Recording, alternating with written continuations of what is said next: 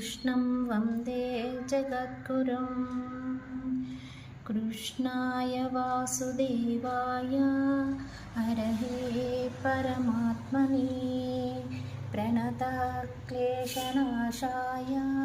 गोविन्दाय नमो नमः। कृष्णाय वासुदेवाय हरये परमात्मने प्रणतक्लेशनाशाय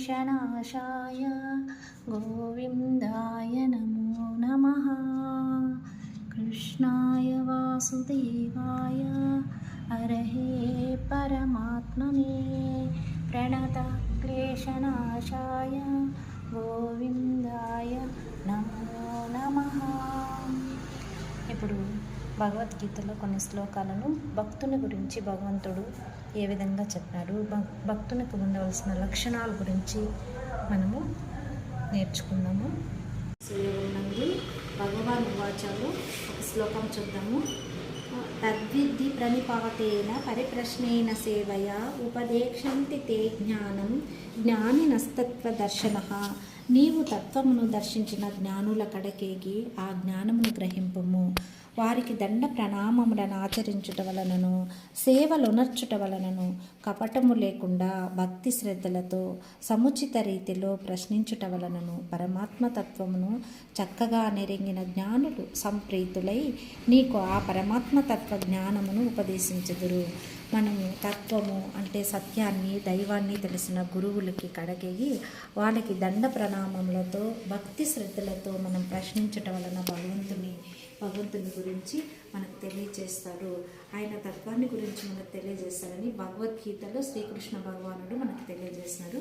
అలాగే భక్తి యోగం నందు భక్తునికి ఉండవలసిన లక్షణాల గురించి చెప్తున్నారు చూడండి।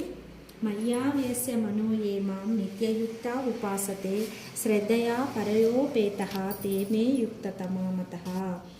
పరమేశ్వరుడైన నా యందు ఏకాగ్ర చిత్తులై నిరంతరము నా భజన ధ్యానాదులందే నిమగ్నులై అత్యంత శ్రద్ధాభక్తులతో సగుణ రూపమున నన్ను ఆరాధించు భక్తులే యోగులలో మిక్కిలి శ్రేష్ఠులు అని నా అభిప్రాయము। ఇంకొక శ్లోకం చూడండి। ఏత్వక్షరమనిర్ద్వేషం అవ్యక్తం పర్యుపాసతే సర్వత్ర గమచింతంచ కూటస్థమచలం ధ్రువం సంనియమ్యేంద్రియ గ్రామం సర్వత్ర సమబుద్ధయః। మొదటి శ్లోకమునందు బుద్ధయః తే ప్రాప్యువంతి మామేవ సర్వభూత హితేరతః। ఇంద్రియ సముదాయమును చక్కగా వశపరుచుకునిన వారును సకల భూతములను హితమునే కోరుచుండు వారును సర్వ ప్రాణులను సమభావముతో చూచువారును యోగులు అనబడుదురు।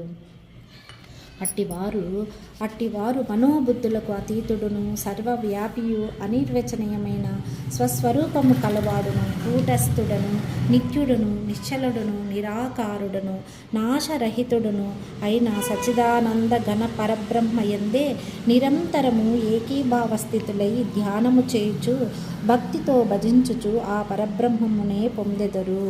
మనకు భక్తునికి ఎలాంటి లక్షణాలు ఉండాలంటే ఏకాగ్రత, భక్తి, శ్రద్ధ, దాంతోపాటు 3-4 శ్లోకాలలో ఇంద్రియాలను మనము కోరికలను అదుపులో ఉంచుకోవాలని అందరి పట్ల సమభావంతో చూడాలని అప్పుడే మనము పరబ్రహ్మను పొందుతామంటే భగవంతునికి ఇష్టమైన భక్తులు అవుతామని ఈ 3 శ్లోకాల ద్వారా తెలుసుకున్నాము। నెక్స్ట్ ఇంకా మంచి మంచి శ్లోకాలు భగవంతుడు చెప్పింది మనము చూద్దాము। అందరూ భగవద్గీతను చక్కగా చదువుకోండి, నేర్చుకోండి, నేను కూడా నేర్చుకుంటాను। నమస్తే।